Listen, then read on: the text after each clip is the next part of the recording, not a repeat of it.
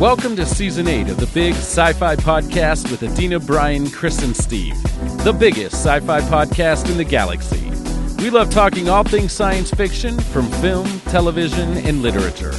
Join our crew and find a seat quickly, because we're blasting into a universe filled with adventure and fun. All hailing frequencies are open for this week's episode of The Big Sci-Fi Podcast. Hello and welcome back to the Big Sci-Fi Podcast, where we talk all things sci-fi. On this show, we get nerdy, we get spicy, and sometimes we laugh hysterically. If you've been with us for any length of time, then you'll know we've discussed cinematic masterpieces like Godzilla and cinematic disasters like Moonfall. Today, we'll be discussing Star Trek's first ever streaming film, Section 31. Is it a masterpiece? Is it a disaster? Or is it something in between? First, I want to say that even if we don't love a film, we recognize all the talent and effort that goes into making it, and we never want to directly blame the talent behind any film that we've talked about. With that out of the way, let me introduce you to my usual crew of sci-fi junkies. Brian Donahue. Hey everybody, it's Brian from Ohio. How do I sound? Oh, you Sound sound clear, good. I hope. You sound good, laddie. Really good, lad. Yes, yeah. I think we've been imposed on some digital blackout or something in Ohio. So I don't know what's going on, but I'm glad you guys hear me. They're gremlins from the Kremlin. Do, do, do, do, do, do. And that gentleman singing for us is Steve Merkin. Good afternoon, everybody. And now doing an accent of some kind. And Adina, who is not doing an accent right now. Adina Mignona. No, if I'm ever doing an accent, something is very wrong. I can't. Okay. I was just keep that going in to mind. thank Adina for not doing an accent, actually. You're welcome. So thank you guys for joining me. Sure. I am so curious to hear your thoughts on Section 31. I know we talked about it back in January when it was released, and we did have a little bit of conversation around it, but not really. So first thing I want to talk about is, how did you all feel about that film? You want to go? Well, you want to none go? of us want to like. None of okay. us want to like say like the ultimate all good right. or ultimate bad. I'll say this. Ready, Chris? Okay. Sure. There's an old adage that goes, if you can't say something nice, don't say anything at all. So I might be quiet for the next time during this podcast. Oh, Okay. Oh, I can say a lot of nice. There are a lot of nice things. There are The first definitely thing- nice things about it. The first thing I'm just going to say is it all is a matter of the expectations that you go into a thing with. And I went in with very low expectations. And so what I came out is I watched a film that was a film set in the Star Trek universe, not a Star Trek film. And I'm cutting to some of the punchlines, but clearly this was set up originally to be a pilot, and it still had that pilot feel to it. Yeah. And which is unfortunate, Yes, because then it's not a definitely. standalone film, and you leave feeling a little like you've been cheated. Yeah. But there is a lot of good things. To start with the cast. I love the cast. The cast is amazing. And there's a lot of good things I can say beyond that. But I'll stop there. Yeah. for absolutely. I agree, Adina. I have watched this film twice now. I've seen it twice too. When I watched it when it first came out, because I was an eager Star Trekker, whatever you want to call me. I was a nerd, and I had to see it immediately, or this nerd was going to explode. And I watched it, and I was mildly entertained. I had high expectations for this film, and I watched it again today. And my friends, I liked it better the second time. Nice. That's It good. came across better to me the second time. And I'm wondering if it's not what Adina pointed out, is perhaps my expectations. The second time through, I didn't have these high hopes. He's got high hopes. Now I'm singing. Steve started an epidemic here, singing epidemic. I will not be singing, and you'll all thank me for that too. We'll get us vaccinated for singing. Oh man! So I feel differently about this film the second time around because I was expecting, I think, as so many Trek fans were, a Star Trek film that had all the feels of a Star Trek film. This had a different type of feel to it. Mm-hmm. Yes. And I think that now that I have adjusted to that, I think it's way better than I originally thought it was now that I understand it better. But it doesn't take away from how disappointed I was with how less of a Star Trek film this was. But that being said, I can't wait to talk about the ins and outs and what is cool about it. Okay. Yeah, I agree with both of you on this. When it was announced, I didn't really have that high expectations just because I have found that I'd never really enjoyed how they were dealing with Section 31 in Discovery. So my hopes weren't that high. I was just kind of like, you know what? I'm always down for a Star Trek movie. Even if I don't expect it to be amazing, I'm still going to have fun watching it. And that's sort of how I felt about it. I don't think it was a great film overall, but I enjoyed aspects of it. And I still enjoyed just being able to be in that universe again. But one of the things I did want to touch on, and Dina already alluded to it, is that, yeah, this really does feel like it's a pilot.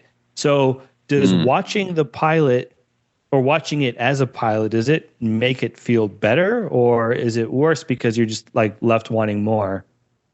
Well, better in the sense that it gives you hope or more context for there is supposed to be more, or someone had the intent that there's supposed to be more. But knowing that at least at the moment there isn't going to be more is very sad, because there are a lot of things that I wish they would explore.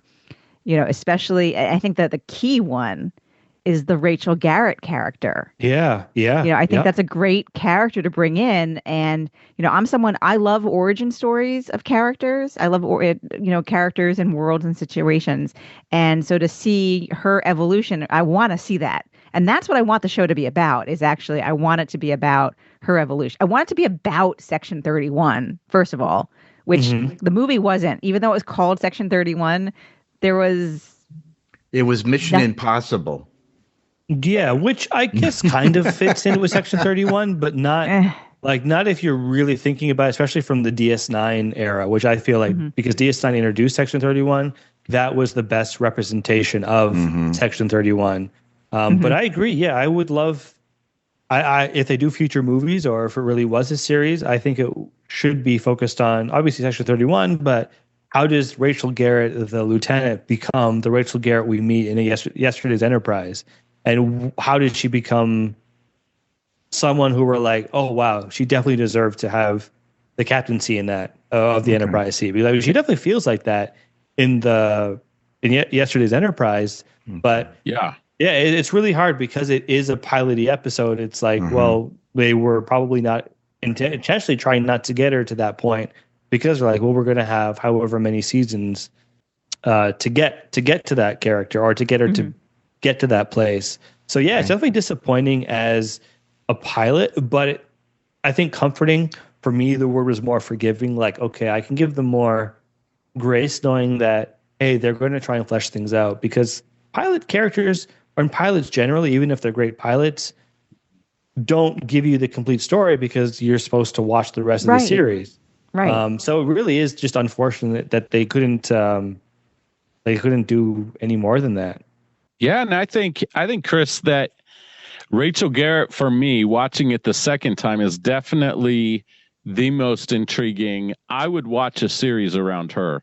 Yeah, Michelle definitely. Yeoh, I don't know if she's wants to make herself available to do a series. Well, I don't know if they would build it around her or not.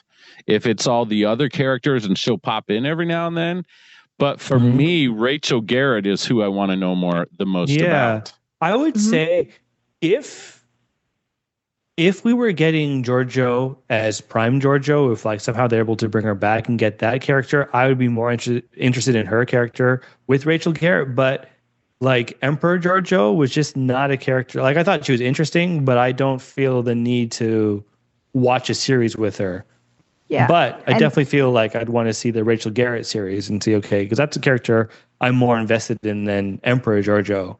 My understanding, I don't know where this understanding is from, but my understanding was the reason why they pivoted from pilot to movie was the lack of Michelle Yeoh commitment and availability for a series.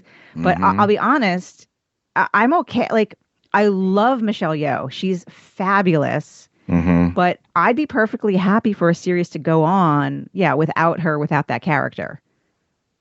Yeah. I feel like it wouldn't be.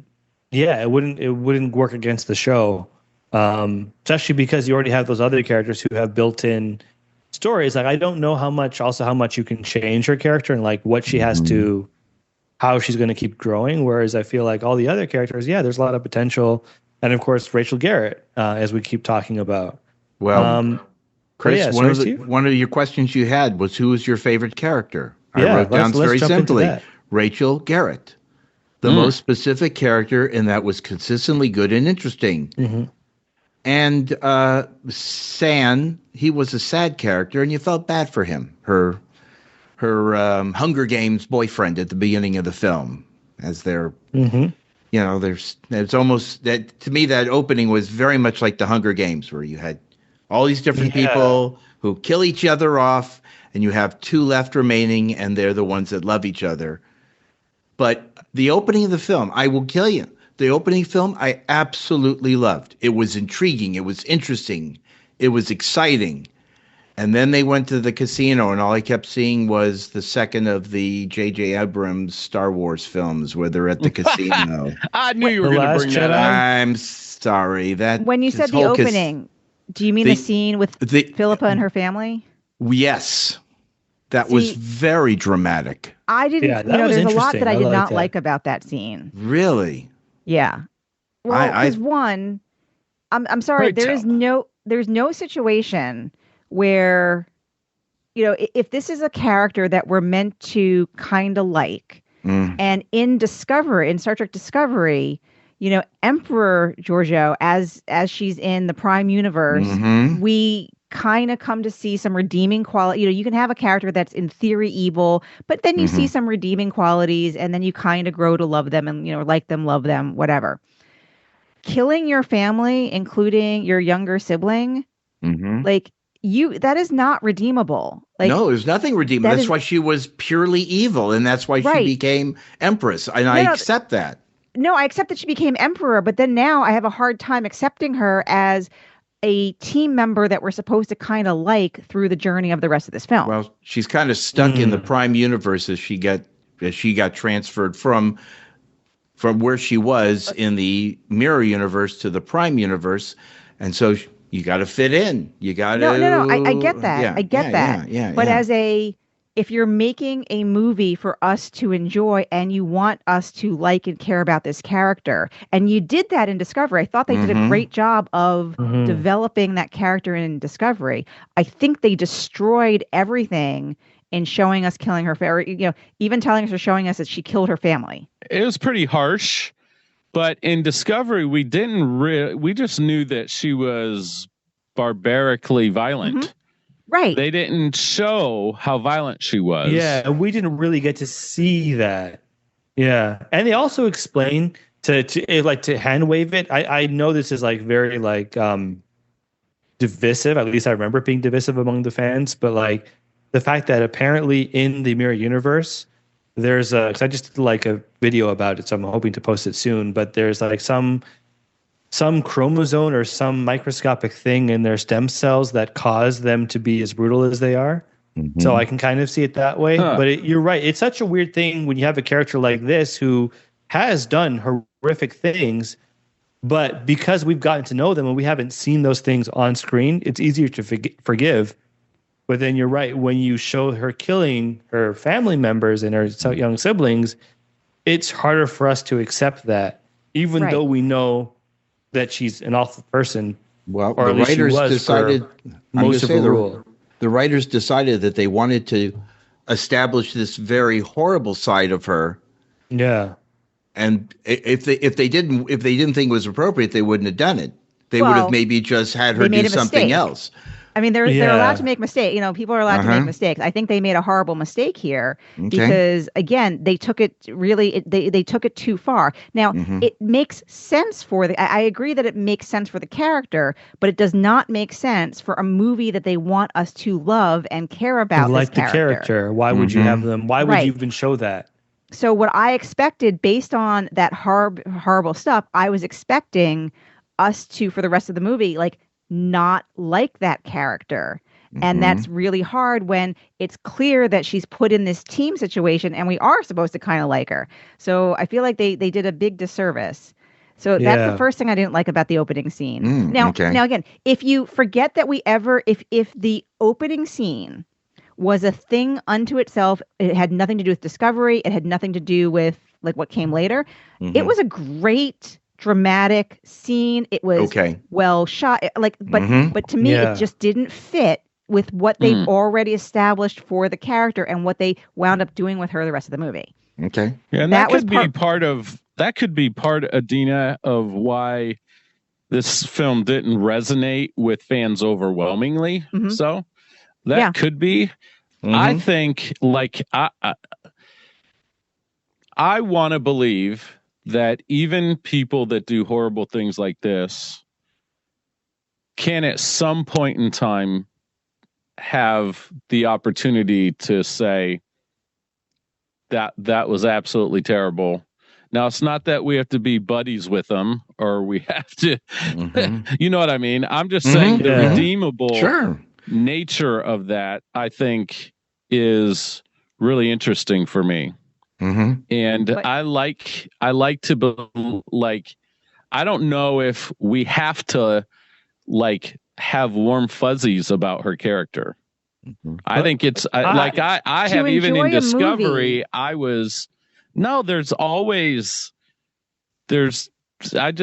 disagree a little bit with you. I think that didn't make me not enjoy the movie. I think I went, oh, she is a pretty terrible person and she's been given a second chance by coming into the main universe, whatever, and to live a different life. And she's been given a chance through Section 31, even though Section 31 oftentimes has to do things not quite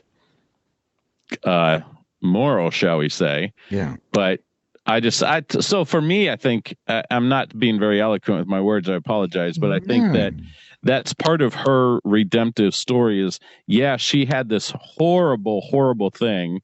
The writers felt like it was worth showing it to us. I don't know if we have to enjoy. I don't think it takes away the enjoyment of the movie and our ability to love her or not love her as a character. You know what I mean? I know what you mean, but the only thing I think that she had any remorse for was her relationship with San. I don't think she had any, and that's fine, that's cool, but that still does not, like, where's the remorse for the fact that you killed your family? That was not depicted or shown anywhere, and I think that, like I said, I think they made a mistake by doing it. You're right. I'm just saying the opening sequence, not it good, bad, or whatever. It was very dramatic and it was very well. Very engaging. That's what I mean by why I liked it, because it was really compelling. It was very well shot and well acted, and I wonder if it's, I don't even know how to phrase this, but like, if it's partly hard to do because Section 31 is by its nature supposed to be evil, so we're dealing with people like Giorgio, who's evil, like Emperor Giorgio, and it's just not quite gelling because in Trek we always expect the counterbalance, and I felt like the counterbalance was supposed to be Rachel Garrett, but I don't know, maybe like it just doesn't fit in Trek. I wouldn't say that Section 31 is supposed to be evil.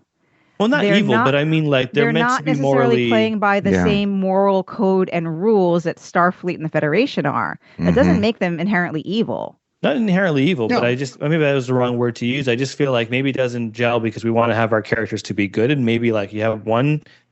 I don't even know where I'm going with this. Actually, No, Chris. What it's Chris, you're such a hard saying, thing. Chris, I in felt reality, this way. Go ahead. Oh yeah, like this is maybe not the right movie to bring up, but I like this feels a bit like the Joker in the sense I had a really tough time with the Joker because there was no side of good.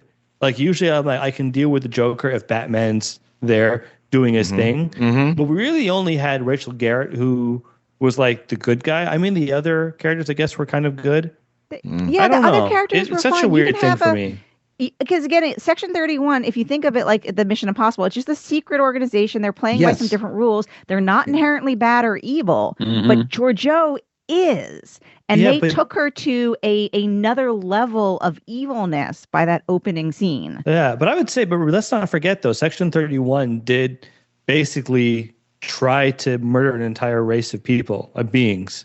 Like they did give the founders later, but they were still and that was also in self-defense of the Federation, like in defense of the whole Federation. It wasn't a personal, like I want to be emperor.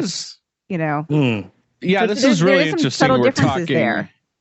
It's really interesting we're talking about this because I just watched the original series episode Mirror Mirror. Like this is a total consequence here. I'm rewatching the original series, and Mirror Mirror, there's all kinds of references. Like McCoy, Scotty, Uhura, and Kirk are all shocked at the brutality they find in that universe. That it's just this bloodthirsty, power-driven, hungry for power, killing to work your way up the thing. Like I think in the universe they've established that just how brutal it is. Even in Deep Space Nine, in those Mirror Mirror episodes, we saw the brutality of everything just being over the top. I think, Adina, I agree with you. This is a different level, but I don't know. Honestly, I'm not sure it's that different though from what we've seen in other Trek. No. It's not. The difference is they're trying to make this character, this one specific. Yep. Yeah, that's always supposed to be that too. I do this all the character. time. It's the Atlantic and the Pacific. To be, Philippa Emperor Georgiou is supposed to be one of the main characters in this, and usually when you have a main character like that, you're supposed to be brought on the emotional journey with them, and you're supposed to care about them. That's what makes people like books and movies, is when they care or have a reason to care about a character. And that character doesn't have to be a great character, like good, like morally good. You have to care about them. And the fact that, and you could do that in Discovery. Yes, there was some brutality, but you didn't know the specifics in Discovery. And you saw some redemption in her actions in Discovery. So now the next thing you see from her is she kills her family for personal gain. Right. And you don't see her redeem you do not see her remorse, like you see no remorse or redemption from that. Yeah. The only thing is the potential, potentially she's remorseful because she lost a relationship with San. Which is not the same, not the same thing. So my thing is, again, it makes sense for her to be this brutal as Emperor Georgiou, but it does not make sense for them to have shown that to us the way they did, because it starts off with, now all of a sudden we are detached emotionally. We do not care about this character like we did or like we thought we would. Well, and I think they could have done a few things differently to tweak that. Well, what about the fact I don't know. It's hard because I know exactly what you mean, but for me, it didn't take away my I feel like I'm kind of lukewarm on her character. Like, okay, I'm like, I don't mind her. I never felt like I gravitated towards her, so maybe the brittleness didn't bother me. But I was like, oh, okay, so that's how you become emperor. That is just like puts a new spin that it's even more brutal than I expected. Where I assumed it was like her family, she was just born into that, but not that she had to do this competition. That's the other question. That's the other thing I didn't like about that opening sequence. Didn't she also in commission to have a weapon built a doomsday device. Mm-hmm. Yeah, So she did. to have something like that commissioned and built and ultimately deployed means that you really don't care about anyone. But I then also remember her. and at the end, she realizes it was a horrible weapon and that she Right. shouldn't So have there's had it made. there's things and so again, having the weapon commissioned and built is not the same as using it. So having something but not, there is a difference there. Mm. And so if you take that act, yes, she redeemed herself from that act. But just that act, not the killing. So I remember she ate a kelpian as a delicacy. Oh, when I man. saw that, I was like, okay, all bets are off for this character. See all the gory see all the gory details, so you're able to take yourself away from it and see the more redemptive aspects of it. Again, I think seeing that she killed her family, like actually seeing that and like witnessing that, I think that was a massive mistake in this movie. Okay, all right, interesting. that's fine. Yeah, it's interesting, to think about. But so the other thing sorry, I want to talk ahead. about that opening sequence and why it bothered me is it because it left me with way, way, way, way too many questions about succession planning in the Mirror Universe. Yeah, that's true. Sorry, can I also air a grievance? Sure. With the opening, or like I guess okay. after I think the that's teaser. what we're doing. Steve, we're going to be stuck on the opening all the time. My one real big criticism, because I know Steve mentioned Mission Impossible. They gave us a really cool Mission Impossible like narration with all the effects, but for whatever reason, like when they showed it was Jamie Lee Curtis, I was shocked because I was like, whoever was recording this didn't really give that great a delivery, and I felt like the delivery of that mission briefing didn't match up with the really good visuals. And then so seeing Jamie Lee Curtis, I was like, oh, that's kind of crazy, because I felt like, I don't know if she just didn't like, I don't want to say she didn't try hard, but I don't know if maybe they were just like, okay, you did one recording that's perfect. But I just felt like that was missing a little bit.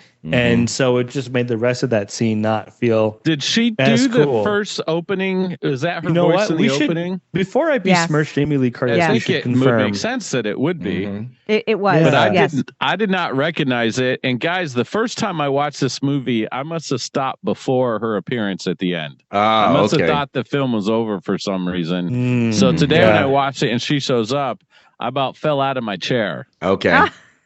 I thought like that was kind of cool. I know her and Michelle Yeoh are good friends, but I just to me that was cool. And if Jamie Lee Curtis shows up in a series as a regular with this type of role, I would be okay with that. I would be cool. I mean, she showed up in NCIS for like a small, like maybe 5 or 6 episodes, and that was cool. So I love her. I was just kind of thrown off by the fact that the quality of that recording, from what I could tell, wasn't there.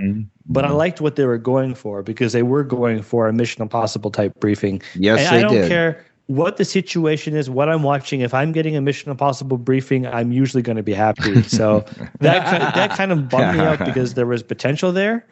But it was cool to have her in the series. And that would have been the basis for a regular series if they were going to do it, by having her being this, opening and closing character who gives them their missions and then congratulates them at the end or whatever. Yeah. And that would have been all the work she had done, which she could easily have done that in her sleep if she wanted to. Yeah. Yeah. So let's talk about succession planning. I really want to talk about the succession planning. Sure. But that's not a part of the movie, though. It is, but it is. They that was the whole opening sequence. I'm still super confused as to how this is supposed to work in the Mirror Universe. So, what happened to the old Emperor?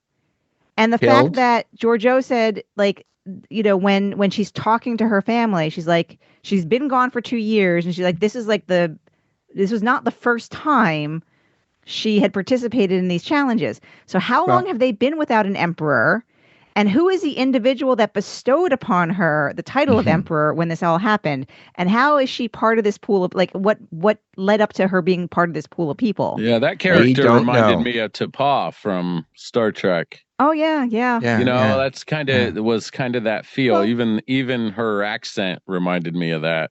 Just okay. From Let's original go back. series, or Let's go. Yeah. Okay, I could see that. Yeah, I could see Going that. back to TOS and the original Mirror, succession by murder leaves Sulu now is the new leader of that. And then and then in the Mirror Universe episodes in Enterprise, again, murder through succession gives ultimately Hoshi Emperor by well, of course, having the most powerful spaceship Constitution I mean, class. I think to Adina's point, though, it's like the whole universe seems to be broken. Like the Terran Empire itself, with the leader, is like there's no good succession planning.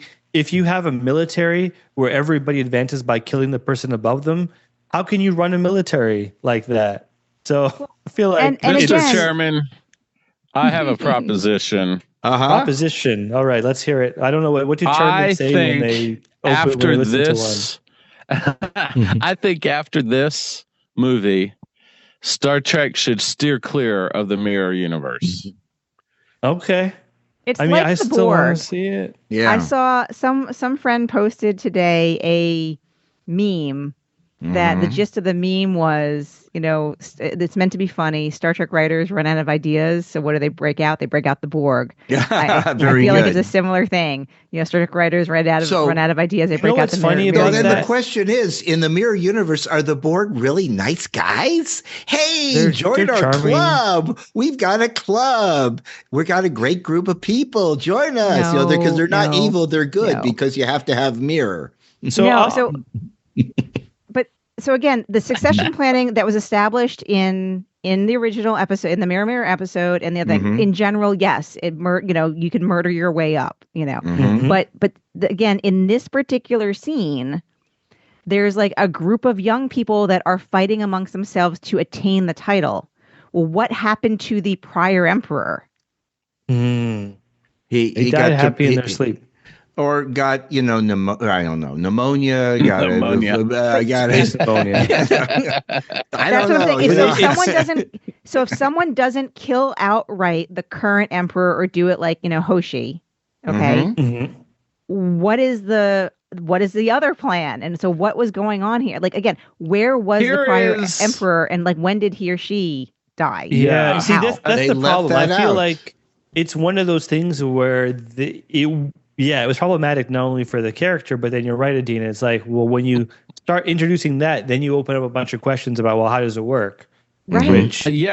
I'm more upset now, Dina, with this scene on her planet but not for the reason you originally stated. I'm fine with the fact that she killed her family. I still think she can be redeemed from that, even if they don't show her crying about that.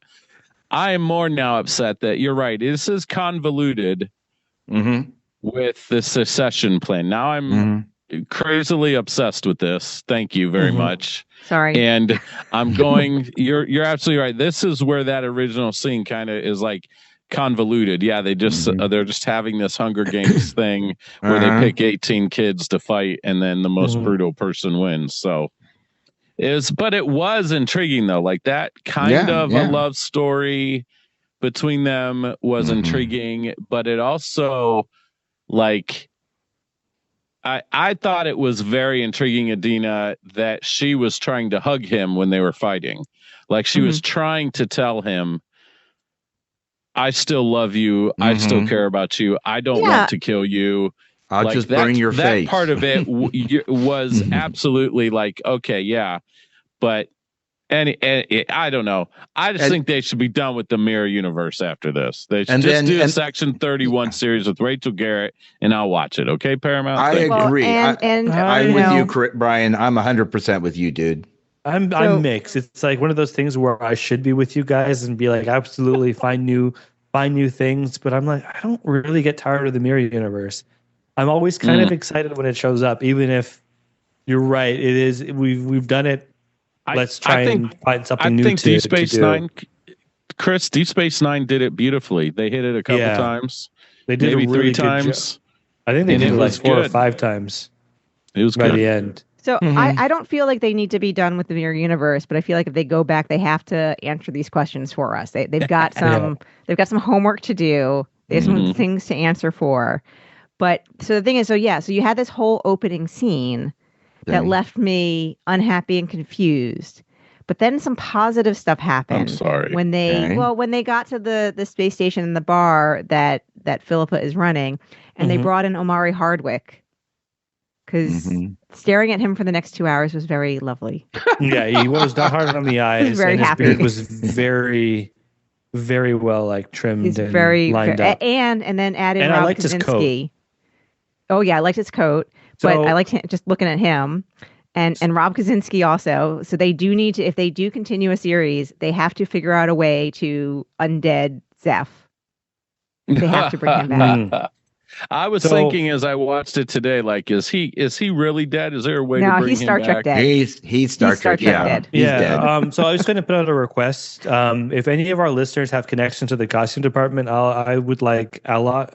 I think that's how you pronounce his name. I want his coat. Okay. So please make that happen. I want the coat. Okay. I would love to wear it around the university. You know, puts out, well, I guess Omari Hardwick, he's married, I think, so. But it seemed like they wanted to they created these characters just to get rid of them at certain points. I know, I don't like that either. And the one character who I hated, and I'm sorry, but I just hated Fuzz. Fuzz was interesting. Fuzz annoyed me. Wild. That little tiny thing, and he's just in and out and back and forth and changing voices, different. I mean, you know me, I do lots of voices, but it got old after a while, and he just. I was liked happy him up when until he turned out to be a bad guy, and then I did not like him. But now at the very, very, very, very end, when they brought in Wisp, that's exactly what was supposed to happen. Yeah. I like. Yeah. Well, yeah, I like. And Wisp. he got I think I'm gonna like. He got Wisp. a southern voice that just. What do you know about that? My Dill was not happy with that. I loved it. I always love just accents, or what I consider to be accents. So that's always fun. But I will say too, I also kind of bummed out that I'm just pulling up the cast. Is her name Melly? She was the Delton. The Delton. Yeah. I was bummed out about that. They killed her off too. Yeah, because I was kind of hoping. She's not Star Trek dead. She's like Stephanie Chizowski. She's like, disintegrated dead. Unless she was transported away, like Captain Picard was in Gambit Part 1. I think she was pretty much disintegrated. They'll find her atoms on the floor someplace as they sweep up. I just feel like it was a missed opportunity because we've never really, other than Ilea, we've never had a Dalton character on a series. And so I was thinking, like, man, like, when you look at Enterprise, one of the great things they did was give us the Andorians, but like bring them into the main fold so we actually learn about their culture. And I was thinking, this would be great to learn about Deltans and learn more about them. Why do they have to have like an oath of celibacy? What is their culture like? But she was vaporized within like the first, by the first act, I would say. Yes, roughly. it was inside the first fight, inside the bar. And I would say not to echo Adina, but to mirror her comments, she wasn't hard to look at either. Very attractive. Almost Star Trek the motion picture beautiful with the bald, you know? Yeah. Well, so I was Deltons are supposed to be irresistible. So irresistible. They did so I was hoping to learn more there. about her, but we didn't get that. And so who are we left of the core leftover characters at the end? You've got. Well, Quasi, I really liked Quasi's, like Sam Richardson's character Quasi. Yeah, yes. I thought that was fun. I also just love that he was a cameloid. Right. So I like freaked out because I'm like, oh my gosh, they finally brought back cameloids. Star Trek 6. Yeah, Star Trek 6. So it was kind of cool. And he was a comic relief in it, and that was good. I liked his. It's a whole thing where he's like, he's not even sure how to fly the spacecraft, and he's like, what am I doing here? And it was funny. It was lighthearted. I agree with you, Chris, on his character. Very, very comic relief. Yes. Yeah. How so we can go into we can keep talking about characters, but I'm also curious. I didn't mention this in the outline, but like the humor, I felt like the humor was hilarious, but it didn't fit in like Trek the way Strange New Worlds has been able to balance their humor while still making it feel like Star Trek in a way that I don't even know how they pulled it off. But I felt like the humor in this was funny and I was chuckling all the time, but it wasn't fitting within Trek. It was Mission Impossible humor for me. For me, it felt like it was like Marvel humor. You got it, Brian. Yes, indeed. I agree with you 100%. I felt like they were just trying too hard a little bit. Amen. Yes. And it was kind of like, it was a weird, like 1 minute they're trying to be sexy, 1 minute they're trying to be funny, 1 minute it's like this back and forth between that. And that's kind of what, I don't know, because they were trying to be all the things. The whole bit when Rachel Garrett's inside the garbage dump and she's looking for the toy and she's like da da da da da da. She, she's being a little lighthearted and I love chaos. I love chaos. Yes, I do. Oh, yes, I do. That one I liked. And then she's got the doll that looks like something from an episode. Yeah. Yes. And then he finds that doll that's something from Twilight Zone. I love you. I like popping Tina. I want to kill you. I didn't find I did not find her bit that funny. I felt like it was very forced humor. Oh, I thought that part was fun. I like the chaos part. Chaos. Yeah. I love that. I love it. Just didn't jive with me, but I can see why. I can see why you guys found that funny. It's also showed that she was straight laced. She was Starfleet, but there was also a little bit. She's just had a little bit off, and you got to be a little bit off if you're going to be part of Section 31, which. Isn't that a medical condition, a Section 31, where they throw you out of the military because you're crazy? Yeah, it's common, but they've got rid of it. The hammer hit the nail on the head with the hammer. You can say it again. I think Dina was right. I think Dina was right. Yeah, I don't agree. I haven't agreed with everything you said tonight. But true. But I think that what is hard about this movie, guys, is that it seems like it's trying to be 5 different things. Like it is trying to be sexy. It's trying to be Mission Impossible. It's trying to be Star Trek sexy and Mission Impossible sexy at the same time. Is it a Mission Impossible film? Is it a Star Trek film? It's trying to be an action film, which is fine. You can mix stuff. You can mix those things just fine, obviously. But I think where this has great potential. I think some of the characters they did just fine with developing enough that I would watch this as a series.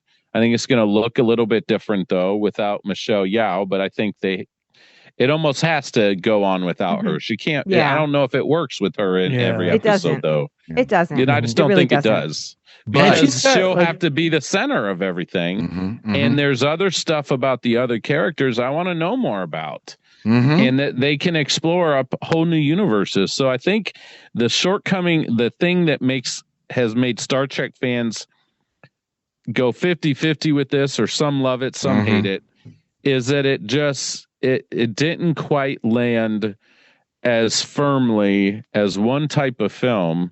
And I think there's just all kinds of reasons for that. And it didn't have enough Star Trek-y, feel good, stuff that we love. And maybe a series will work its way into that and we'll feel differently about it. And we'll maybe enjoy this movie a little bit more down the road. I don't know. But tell me, which would you rather have? A Star Trek Section 31 series or a Star Trek Legacy series, huh? Oh, Legacy. Well, Legacy. There you go. Legacy. So again, if you're gonna ask him to do one, if you're gonna do something, I say leave this alone. You had fun. You're done. Let's get back to Legacy. Let's get back to what we want to see. Something I would say give us one more to wrap things up for the characters. But I think it's such a hard thing because Star Trek has always done a good job of blending genres. I think it's one of the only franchises I can think of where you have one movie that's a pure action movie and the next one comes out and it's a comedy or a couple of after. But I just feel like it's not anyone's fault. It's just, it's so hard to blend Section 31 and make that a show and have it feel like Trek. I just don't know if the genres or how they would blend the two. So I applaud them for their effort. I think they did a good job with what they were working with, but I think it was an uphill battle from the beginning just because Section 31 is so different from Trek. I think the issue, Chris... Yeah, I just want one more just to wrap things up a little bit. I agree. I think I would give another movie or something a shot here and see what happens. I'd be interested in that. But I think, honestly, as great as Michelle Yeoh is, and there's probably no Section 31 movie without her even, there's just not. She was the draw. She was the Academy Award winning actress, you know, and great in Discovery. But I think that part of the issue is that the movie had to revolve around her and her character. Yeah. If this didn't have to revolve around her character, I think I would feel a little bit differently about this movie. I think I would accept it a little more openly and be a little more positive about it. I think that it was about Michelle Yeoh. She was, and rightfully so. She deserves it. I think I have nothing against that at all. But I think, unfortunately, we didn't really get enough of Section 31 in this film. We got really nothing. More. No. And that's the thing is like that whole, they implied that she, you know, the whole time that she had been working for Section 31, they could have gotten into that. They could have done something more there for sure. And I agree. If they did a second movie, you would need her. But if they did a series, I don't think you do. No. Although she could come in as like a flashback or pop in and out. Occasionally, right. Just come in as a guest the star. Space station. You know? Just the space station. They have to go to the space station for something. You know, they go there to relax after a, you know, mission or something. Like I think the whole space station thing is kind of fun. Yeah, it was a cool environment for sure. But I understand also Steve's thing about it being like the casino planet, which I have thoughts about that. But I did like the idea. I can't remember, did they say that they were going to come back to that? Or was that going to become like their base of operations or something? I don't know if I'm making that up. I don't think they said. All they showed at the very end was all the spacecraft taking off, and then the space station also goes to warp and takes off. And so I don't know. Yeah. Like maybe so they just didn't know how to end it, and they just ended it, you know? It's such an interesting movie, and like it just seems like it's an uphill battle to try and blend the two, and I don't know. Well, guys, I still enjoyed aspects of it, but I really just would like a little bit more just to flesh things out a bit. I agree. I think that's what all Star Trek fans, they wanted more Section 31. They wanted it to feel more Star Trek-y, and that's even hard to describe, I think, for people that aren't Star Trek fans. But I really believe like the positive things about this movie is the cinematography was gorgeous. The color coding, everything was just beautifully shot. The music was fine. There are parts of the music that I really loved that I thought were beautiful. That the main theme was made you feel a certain way. I thought like the movie was also well paced. Like I didn't feel like it was super slow. I didn't think like it was perfect, but it kept my interest. I wanted to keep watching, and so it was fast enough there. The effects were phenomenal. Like it has, I thought, like very well done quality wise. Yeah, very well done quality wise. I think post production was good. Yeah, the sets were good. Cinematography was good.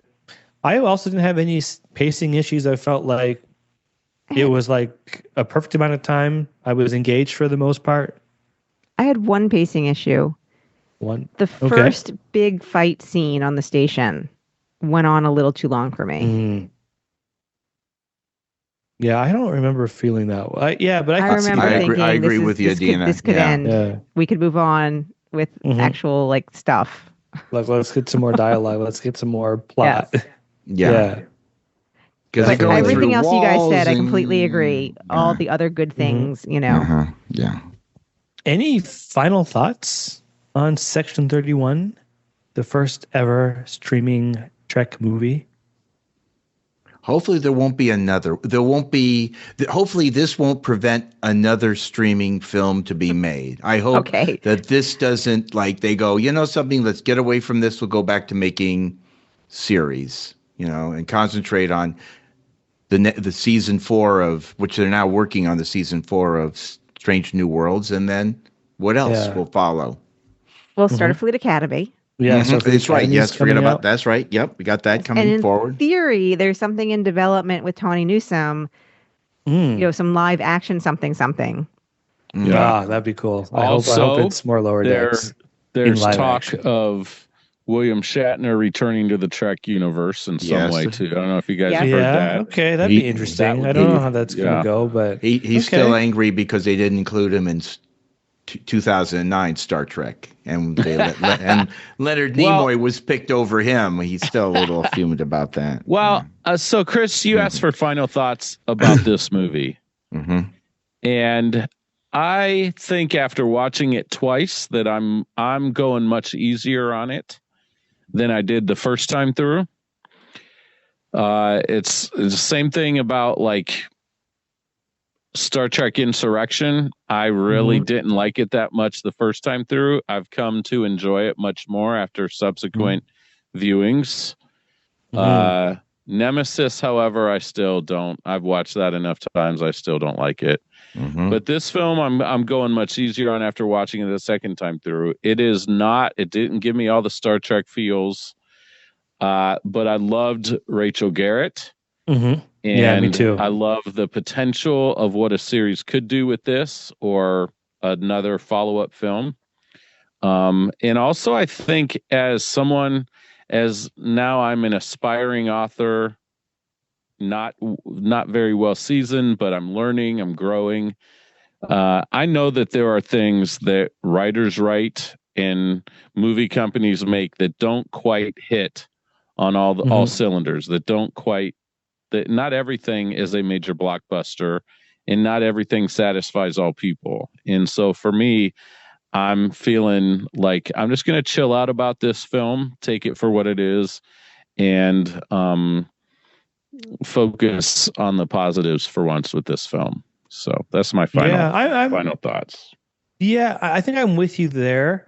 I do want to rewatch it. I did not rewatch it because, full spoilers, I have been obsessed with the Alien film, so I'm on Alien 4 now. I've just started that. Nice. I'm still really bummed out about Alien 3. I have lots of feelings for that. I'm like, man, that was rough. Interesting movie, though. Yeah, it broke my wife's heart at the end of that film. Yeah, I was on the go bus coming from, like, just about to get off when I read some stuff. I'm like, I want to see what I'm getting into. So, yes, I do want to try and rewatch Section 31. I think if we're talking about Nemesis, I'm still going to give the edge to Nemesis only because I was much younger when I saw it, and I have nostalgia for the crew. But yeah, I feel like this is like not the worst film ever. I don't think it's the best, but I think they really tried their best. And to Brian's point, yeah, it takes a lot of effort to write something and to put something and to make a film. And I just always wonder, like, okay, how much did the studio say, hey, you guys got to do this? So they were like boxed in. So overall, yeah, I feel positive-ish. I liked aspects of it, and I want a little more. Cool. For me, you always say, what do you feel about a film? Could you watch it again? If we didn't have to do this podcast, I probably would never have watched it again. Okay. After seeing it the first time when I saw it the weekend that it came out, I wouldn't have watched it again. So, and I won't. So, I'm two and done, if you might want to say. I'm two and done, and so So I did watch it a second time to prepare for this week, and I had the same. I didn't have any new insights or deeper insights the second time. It was pretty much the same thing as the first time. In the would I watch it again level, though, so I could, I wouldn't sit and just watch it. I would put this on like as a background thing. That kind of thing. And then I would periodically look up and see, Omari and his gorgeous face, or see Rob Kaczynski, and be very happy. Yeah, if you want, and that's probably why I would. It's probably exactly why I would do it. Is for those aspects. If you want a cheat code, go on to trekcore.com and you can get screen grabs from every single movie. And I'm pretty sure they probably have enough for Section 31 now. Well, and I have my own picture with Rob Kaczynski because I met him at our recent convention, Farpoint. Oh, wow. Okay. Nice. Yeah. He was nice. okay. So in real life, total and utter absolute sweetheart of a person. He was just super Sure. sweet. The funny thing, though, was my friends, before I got to meet him, they were like, so I walk into the convention. Several of my friends are already there, and they're like, "Have you met Rob yet?" I'm like, "No, not. I just got here, not yet." They're like, "Oh my God, you have to go meet him. He's great, and he's Australian." That's what they told me. They told me he's Australian. Okay, well, thank you for confirming the voice. Well, no. See, here's the thing. So I hadn't slept very well, and all these things. So when I went over to meet him, because people had put it in my head. And his accent is a little unusual. So I thought he was Australian. And at some point I said it and he's like, "Nope, I'm not Australian. He is British."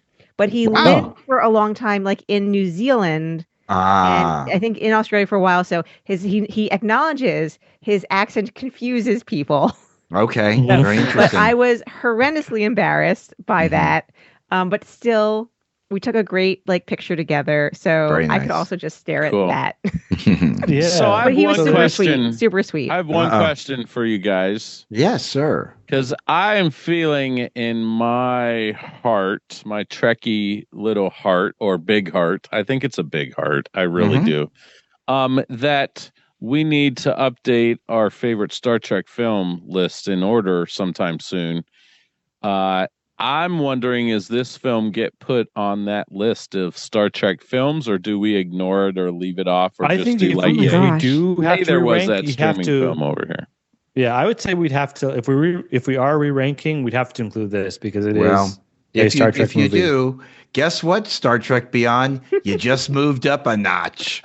Yeah, I mean, it's so hard because I don't want to be disparaging to the movie, but I think I would put it at the lowest too, just because I had more fun, because I know the characters in the other ones. Like by the time we got to Star Trek Beyond, I was happy just to see Chris Pine and the gang because I had gotten used to them. So I feel like if we had more Section 31, I might go up higher, but it's going against Nemesis, which has Picard and the TNG crew, and I love the visual style of Nemesis, and I love the music. And then Beyond, aside from the fact that I liked the characters, I liked aspects of that movie, even though ultimately I didn't enjoy it. So that's all to say, Section 31 will still be the lowest for me, but I don't want that to be like how horrible they are just because they're fighting against my nostalgia for the other characters in those films. Okay. Is what I'll say there. But as usual, I will thank all of you for this very great discussion, this very heated, passionate, and kind of nitpicky, but in the best possible way, because I love nitpicking the heck out of whatever we're talking about. Absolutely. Yeah, so it was a lot of fun. Thank you for sharing your thoughts. And remember, you can find us where you find your favorite podcast. And we love getting feedback. We love getting questions. And we even love getting suggestions for future episodes. So please hit us up. Let us know what you want. Ask away. Give us suggestions. And we'd be happy to try and incorporate them into our future episodes. Thank you so much for listening. And we'll catch you next week. Same place, same time. Thanks for listening to this week's episode of the Big Sci-Fi Podcast. If you're having fun and enjoying the podcast, we ask that you would share the love by liking, following, subscribing, rating, and writing a review for us. That helps get our podcast in front of more potential listeners. Follow us on Facebook, Instagram, YouTube, and Twitter. Once again, we're a part of the Trek Geeks Podcast Network, and you can find our podcast along with other fantastic podcasts by visiting trekgeeks.com.